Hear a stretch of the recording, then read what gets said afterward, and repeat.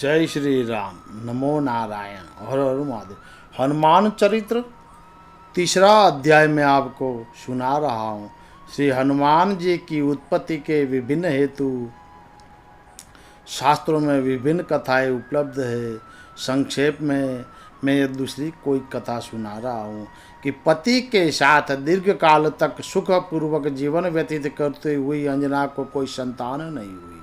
इस कारण वे अत्यंत कठोर तप करने लगी।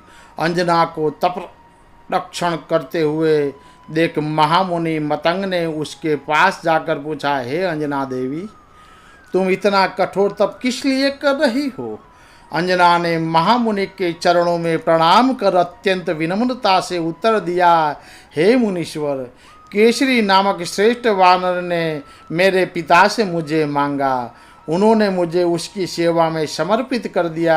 मैं अपने पति देव के साथ बहुत दिनों से अत्यंत सुखपूर्वक रह रही हूँ, किंतु अब तक मुझे कोई संतान नहीं हुई। इस कारण मैंने किष्किंधा में अनेक व्रत उपवास तथा तप किए, परंतु मुझे पुत्र की प्राप्ति नहीं हो सकी। अतः एवं दुखी होकर मैंने पुत्र के लिए पुनः तपश्चर्या प्रारंभ की है। हे विप्रवर, आप कृपा पूर्वक मुझे यशस्वी पुत्र प्राप्त होने का उपाय बताइए।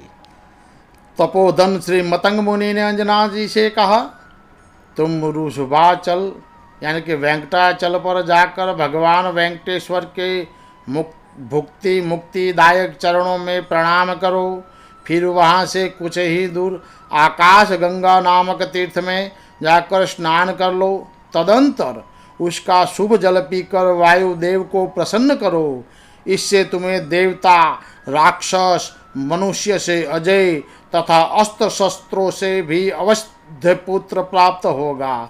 माँ देवी अंजना ने महामुनि के चरणों में श्रद्धापूर्वक प्रणाम किया।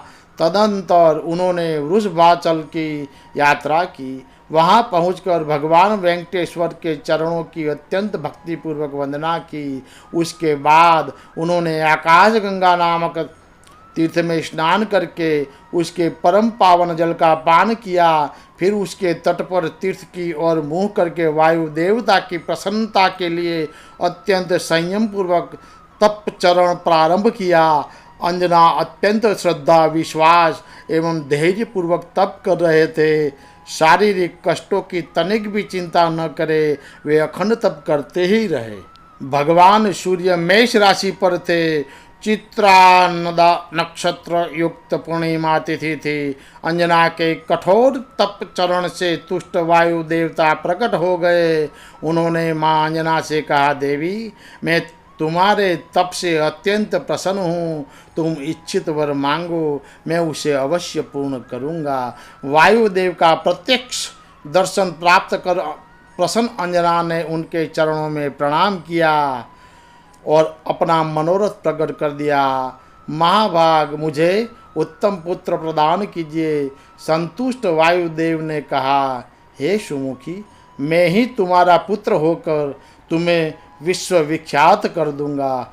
वर प्राप्त कर अंजना देवी की प्रसन्नता की सीमा न रही। अपने प्राण प्रिया की वर प्राप्ति का संवाद पाकर कपिराज केसरी भी अत्यंत मुदित हुए। ये वैष्णव खंड स्कंद पुराण में ये कथा वर्णित है कि मनोजवम मारुति तुल्य वेगम जितेन्द्रियम बुद्धिमता वरिष्ठम वातात्मयम वानरयूथ मुख्यम श्री रामदूतम शरण प्रपदे श्री रामदूतम शरण प्रपदे श्री रामदूतम शरण प्रपदे। जय श्री राम। नमो नारायण। हर हर महादेव।